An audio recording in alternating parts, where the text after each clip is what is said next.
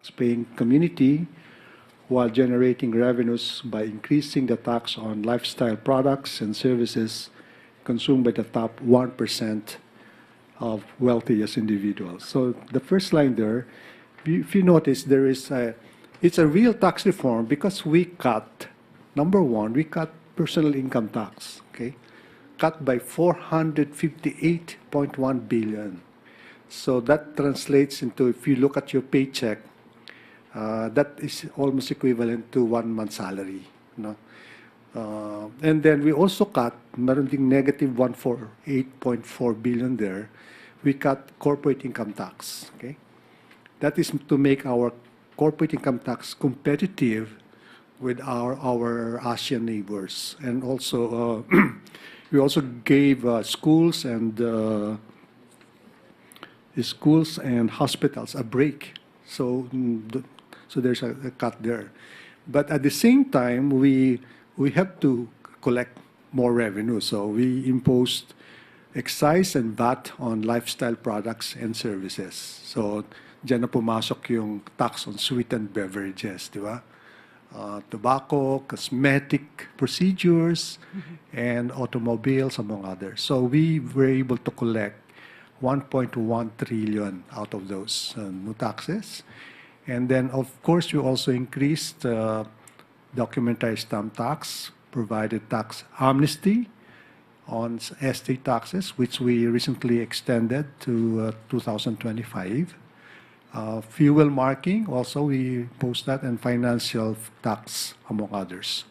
So that resulted in a 212.2 billion tax intake. And so, therefore, the tax system, as a result, we were able to collect an additional 709.9 billion. So that is the kind of tax system that we inherited from the previous administration.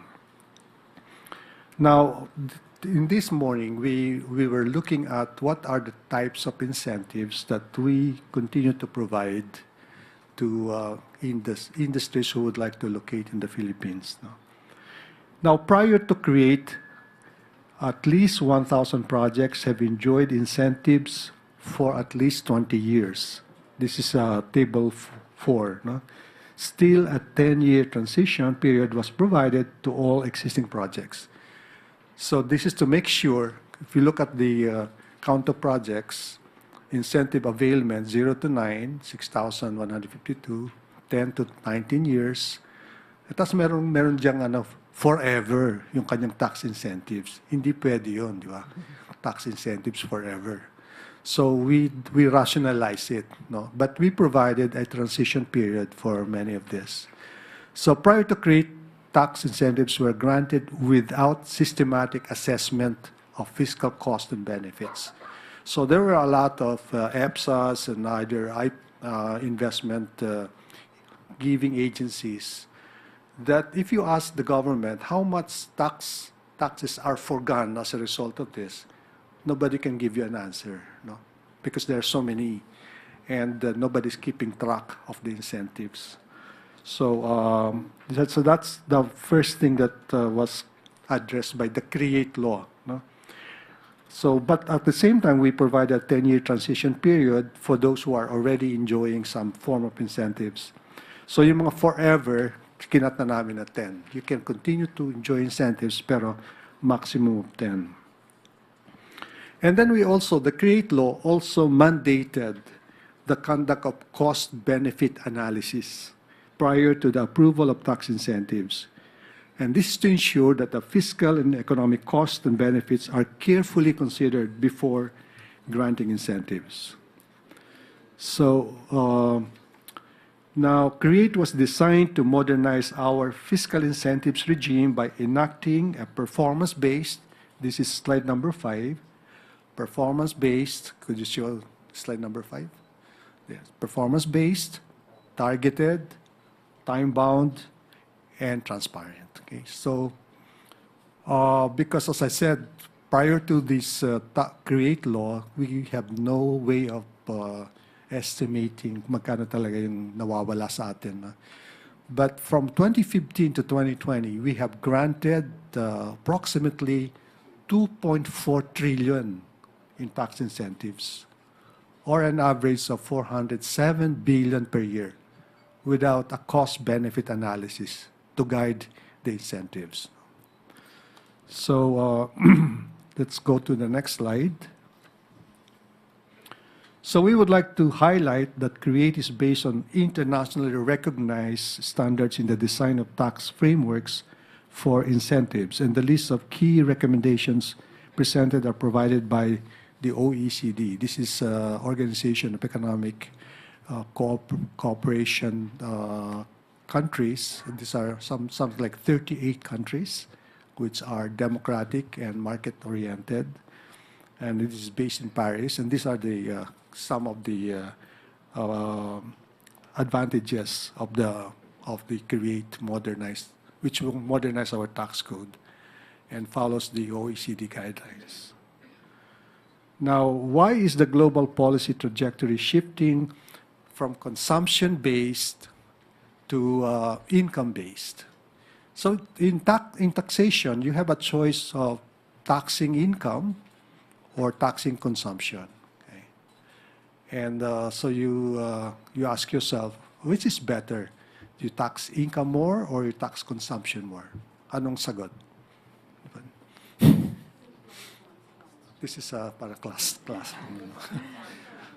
Personally, I prefer to tax consumption, because consumption is what you take away from society. Okay?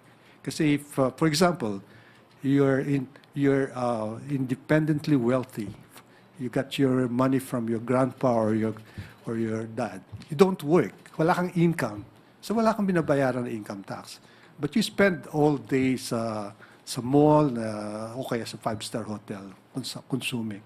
Dapat tinatax ka, di ba? So that's what you take away from society. Samantalang yung income, that is your contribution to society. Di ba? Kaya ka binabayaran ka. That's your value to society. Yung pay mo is your value to society, your contribution. So it's to me, it's fairer that we tax consumption rather than income. Di ba kayo dapat matuwa nun? Kaya nga binaba namin yung personal income tax eh. In fact, this year, nagkaroon na naman kayo ng additional benefit, additional cut in personal income tax. No? Yun ang basic, yun ang ngayon ang trajectory ng mga reforms. No? So these are the arguments. Consumption taxes, but sasabihin niya, pero bakit kung consumption tax, like a value-added tax, is a tax on consumption, di ba? So hindi ba unfair yun sa mga may hirap? Unfair yan, di ba? But our VAT system is pro-poor in the following sense. Food in its original state is VAT-free. So pag bumuli ka sa palengke, walang VAT doon eh. Okay? Even sa grocery, if you buy rice or meat in the grocery, walang VAT yun. Okay? So in the Philippines, our VAT system is food in its original state is VAT-free. In other countries, merong discrimination. For example, the VAT in general is 7%, pagka food 4%. In our case, 0 talaga. In fact, maski yung lechon manok is VAT-free. Do you notice that? VAT-free yun. Nasa lechon manok is VAT-free. Yeah? You can check that, okay? Naging ano yan eh, nung nire-revise yung VAT, naglabi yung gumagawa ng lechon manok. So, naging freeze din siya, no? So, our VAT system is actually pro-poor. So, in this study of the OECD, consumption taxes are less vulnerable to the effects of globalization. In a study by OECD, it highlighted the need to shift the tax mix away from income taxes toward taxes that have less negative impact on economic growth, including taxes on consumption. So that's the second argument, is that consumption taxes, could you show that slide again? Consumption taxes are more progressive. This indicates that as income increases, households tend to spend a smaller proportion of their income on goods and services from the informal sector. Consumption taxes are also more neutral than income taxes, since consumption taxes are based on spending rather than income or wealth.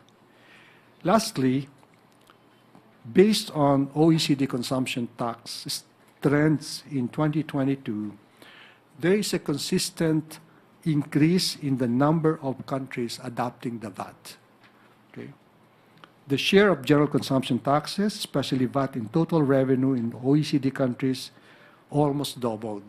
Okay? So yung VAT as a percent of total tax collection increased from 12% in 1965 to 21% in 2021. Now, in the Philippines, prior to the passage of the reforms, our tax code contains many exemptions. There are 56 lines of exemptions and 84 additional exemptions in special laws. So from 2016 to 2020, the Philippines collected an average 723 billion from VAT, which is 40% of the expected VAT collection. So while the Philippines has the highest VAT rate compared to the other countries in this part of the world, yung ating VAT collection is the most inefficient, only 40%. No? So yung if perfect, it should be 100%. Tayo, kinokolekta lang natin is 40%. And that's because of a lot of exemptions. So the various incentives and exemptions granted outside the Philippine tax code erodes the revenue base and requires the establishment of safeguards in tax administration to prevent abuse, which further inflates the true cost of granting incentives. So based on a study by the World Bank, the policy gap, meaning what is supposed to be collected and what is actually collected, that's the gap, could reach as high as 539 billion. And as I said earlier, even with the next slide, please, slide number 11, even with the highest VAT rate compared with other countries, ours is 12% VAT rate, our VAT efficiency is only 40%. So then we made the distinction between export and domestic market enterprises. And the most recent reform favors giving incentives to export-oriented firms. And the reason being that if you're an export-oriented firm, you are competing with the rest of the world. And therefore, you should not be put at a disadvantage. Whereas if you're locally based, then you are competing with other local domestic industries, and therefore you should not be given a lot of incentives. So to sum up, the distinction between registered exporters and next slide, please. Next slide. Yes. The difference between registered exporters and domestic market-oriented enterprises must remain to preserve the integrity of our tax framework. So ito yung arguments why we need to help those who are export-oriented and why we need to tax the domestic firms. So the revenue impact is significant, with an annual average of 34 billion or 409 billion in one incentive cycle. These are the incentives that we're giving away. So because we really want to maintain fiscal discipline, and we want to consolidate until 2028, there's reason to believe that we need to preserve the existing tax system. It's not perfect, but we continue to review it. If there are some areas we can improve on it, we will improve on it. So that's the end of my statement. Any questions? Okay. Any questions from the press corps? I think they're thinking of the lechon manok. Okay. Ivan Mayrina, GMA7. Secretary, what do we intend to do with the low VAT efficiency? Yeah, we actually talked with the International Monetary Fund, and we asked them to conduct a study on where we can improve on broadening the tax base, meaning maybe find areas where we can recover yung mga too much exemptions. No? For example, one exemption talaga is the cooperatives. Yun, madami talagang hindi nagbabayad ng VAT because of the cooperatives. No? So the IMF study will tell us how do we recover. So kasi 0.4, that's really poor, di ba? Poor performance. But you know, the value-added tax is the best tax in the world. It's, I think, being imposed in 90% of the countries in the world. Okay, so it is in our interest to improve on the efficiency of the VAT. Okay. Okay.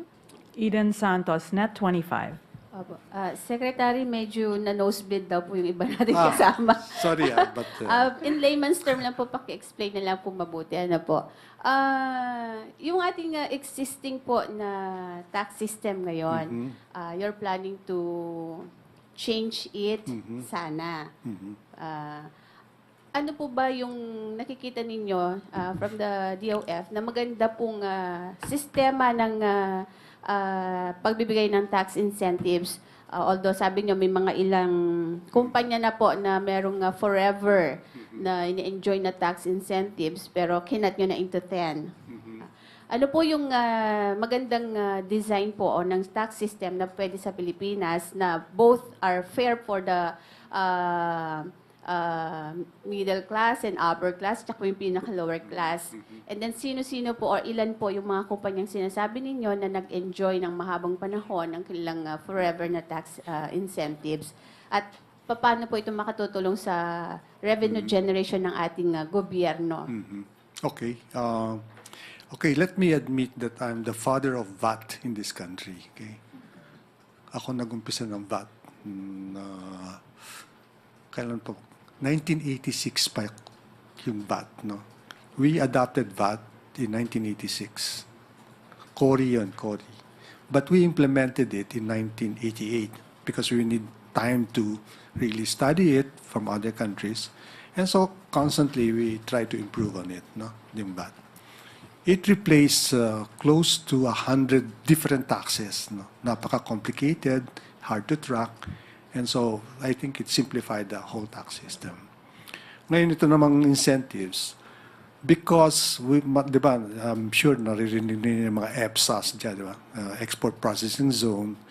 That's usually used by countries to attract foreign investors. Kasi pag nag-locate ka sa EPSA, then you cut the bureaucracy. So, madali ang makakuha ng permit, ganun, the power is there, ganun. And then, madali mong ma-monitor yung mga importation ng mga inputs for the firms. Na. Ang kaso sa atin, naabuso yung concept na EPSA. Kasi alam nyo, may mga building sa Makati, EPSA di ba? Export Processing Zone sila di ba? Category. So there are close to 100 export processing zones all over. So we have to put order, no? Kasi nga naabuso And I said earlier, na it's really difficult to track how much taxes we are foregoing. So yun. So we change it so that now, if you want to avail of incentives, you go through a body called now Fiscal Incentives Review Board, which is an office under the Ministry of Finance called Department of Finance, which I chair, and co-chair ko dyan si DTI Secretary Pascual. So Finance, co-chair DTI, mga members niyan, DBM, NEDA, at saka Office of the President. So yan, if you want to apply for incentives, doon ka pupunta. If it's more than 2 billion worth of investment, 2 billion, may cut-off. So yung mga maliliit na investment, pupunta ka na lang sa EPSA. They will take care of that, or the Board of Investments. So yan ang bagong system ngayon. We have a better handle of the amount of money that we are giving away in terms of incentives. And usually, fixed din yung term. kaya nga nakalagay dun sa it's transparent. Ito you're entitled to income tax holiday, you're entitled to free importation of machineries, etc. Yung mga ganun. Okay. Joe Manahan. Ay, Hello. sorry. Apo. Yun pong, so close to 100 po yung mga company na nag-enjoy ng No. before. More than 100. than 100. Thousands of firms they are located right now in many EPSAs, and there are new investments coming in. Yun, binire-review namin yan. No? So for example, if you are bringing in new technology, mas mahaba yung incentives na binibigay namin. Di ba? Pagka yung mga tawag na, some new companies, yun, binibigyan din namin ng incentives. Say, 7 years of income tax holidays, mga free importation of machinery. But yung really innovative investments, mas mahabang incentives na. So we're expecting po kapag na isagawa na po natin yan, tataas yung mga presyo ng mga produkto nila. Example niyo po yung lechon manok, sabi niyo walang tax, walang VAT yun. Walang VAT. Actually, may VAT po yung pag nalipat na sa ang tawag doon yung hindi lang po masyadong alam dahil pinapatungan na rin ng presyo ng mga negosyante. Hindi VAT yun. Patong na lang nila yun. So, baka kinukolektahan nila kayo ng VAT pero hindi nila binabayad yung VAT. Sasabihin nila may VAT pero walang VAT ang lechon manok. Okay? Okay, Joe Banahan, ABS-CBN. Hello, sir. Hello po. Good morning po, sir. Sir, kanina po ba na-discuss ito sa cabinet meeting with the President and ano pong reaction niya? Yeah, na-discuss namin to kay Presidente and sabi niya, continue to look into it. Kasi alam mo, binabalansin namin Meron kasi tayong tinatawag na fiscal program na hanggang 2028. And right now, marami ring demands on the spending side. No? So, kung mamimigay ka ng mga incentives, mawawalan ka ng collection. So, we are studying it. It's not a perfect system, so we'll look for improvements. But right now, our revenue system is doing well. Okay? So sabi ko nga, yung namanan namin kay Presidente Duterte na tax system is much, much better than the tax system that he inherited from the previous administration. Okay. Sir, usapang tax pa rin. May nakita po yung BIR na parang tax deficiency sa PSE, around 189 million po. And gusto po ito i-challenge ng PSE. Any reaction po sa side ng DOF? Well, ginagawa lang naman ng BIR yung trabaho niya. That's really their job. And the customs ganun din. No? So we are putting pressure on both collecting agency. Meron kaming program, revenues nila for this year, next year, and hanggang 2020, 2028. So they're just doing their job. Okay. Okay. Any other questions? I think we're good. You have the slides to mull it over. Nosebleed ba? Nosebleed. Thank you very much, Malacañang Press Corps, and thank you, Secretary Diokno.